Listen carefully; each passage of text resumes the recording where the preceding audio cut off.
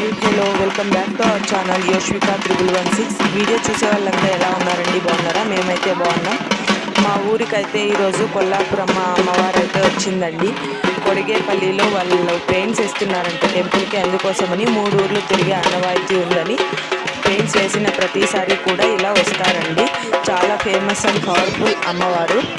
మీరు కూడా ఒకసారి అందరూ చూసి దర్శనం చేసేసుకోండి.